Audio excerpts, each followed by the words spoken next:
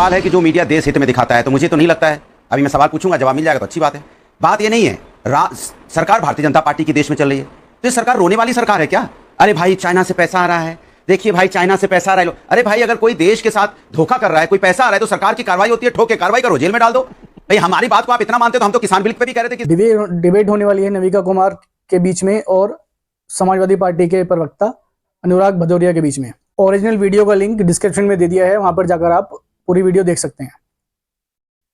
अनुराग भदौरिया जी, मेरा सवाल सीधा आपसे इस वक्त, तहसीन मैं आपके पास आऊंगी, लेकिन अनुराग भदौरिया जी सवाल सीधा है, जब सरकार पर उंगली उठती है, जब ईडी जैसी एजेंसियों पे उंगली उठती है, तो विपक्ष के पास कौन सा सबूत होता है? आज ये ईमेल्स जब निकलते हैं, और मैं न्यूयॉर्क टाइम्स का हवाला इसलिए नहीं दे रही कि न्यूयॉर्क टाइम्स पर डिपेंडेंट है, क्योंकि ये सब स्टोरीज हमने तब भी चलाई थी।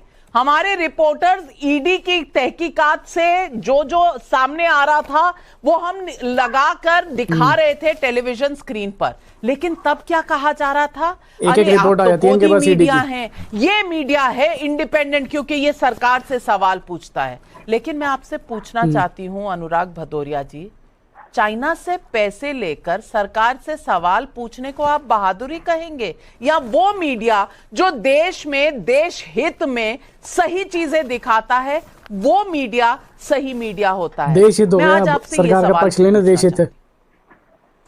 सवाल है कि जो मीडिया देश हित में दिखाता है, तो मुझे तो नहीं लगता है, अनुराग भदौरिया समाजवादी पार्टी का अच्छी बात है। बात ये नहीं है सरकार भारतीय जनता पार्टी की देश में चल रही है, तो सरकार रोने वाली सरकार है क्या?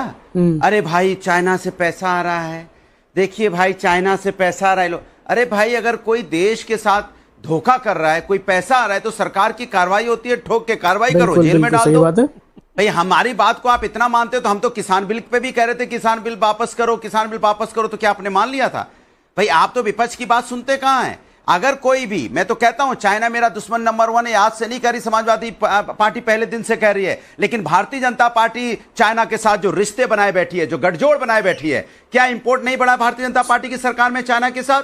क्या चाइनीज कंपनी सबसे ज्यादा आज की डेट में कंस्ट्रक्शन का काम इस देश में नहीं कर रही है? क्या चाइना के साथ यहां गलबहियां नहीं हुई? क्या चाइना के राष्ट्रपति के साथ झूला नहीं झूला गया?